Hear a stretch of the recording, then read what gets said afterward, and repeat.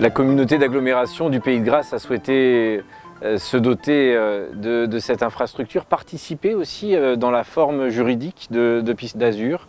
C'est pour nous aussi une manière de mettre la culture, de mettre l'art du cirque au centre de notre politique culturelle, au service des 23 villes qui constituent cette communauté d'agglomération, de permettre aussi à des enfants, à des jeunes générations, de venir découvrir cet art, de venir pratiquer aussi les arts du cirque. Et c'est pour nous une grande fierté que de voir le succès qui est reconnu sur le plan départemental, régional, national, international, avec maintenant 12 élèves qui viennent des 4 coins du monde pour pouvoir recevoir ces enseignements au plus haut niveau.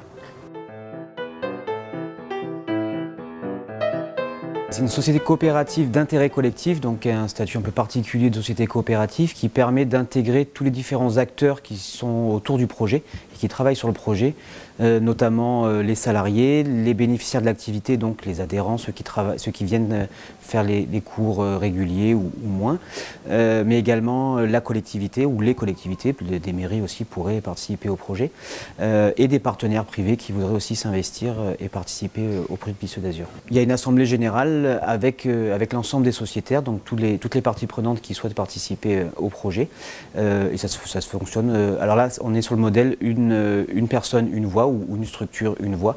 Donc c'est pas en fonction du nombre de parts qui sont prises, c'est vraiment en fonction des individus. Alors on a deux types de cursus principaux.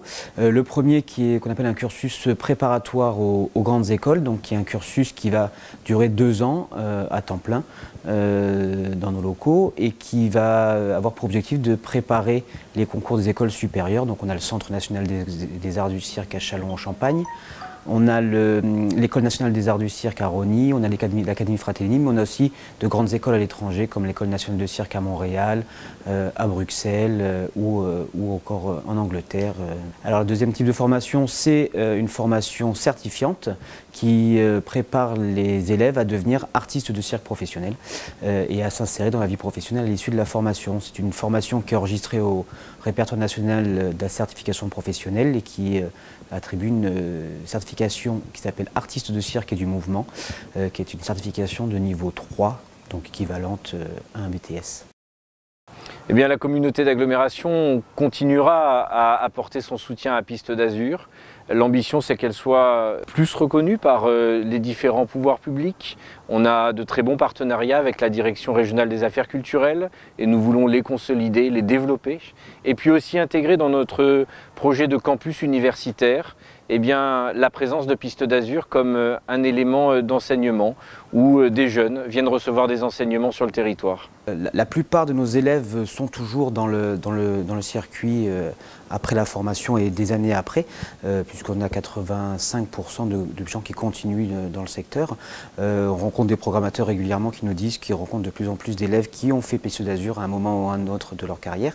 Et puis on a des exemples, on va dire, plus fameux, puisque un de nos élèves, en 2017, a remporté la médaille d'or au Festival mondial du cirque de demain, qui peut être considéré comme le plus grand festival de jeunes artistes de cirque au monde, donc qui est vraiment une reconnaissance vraiment importante.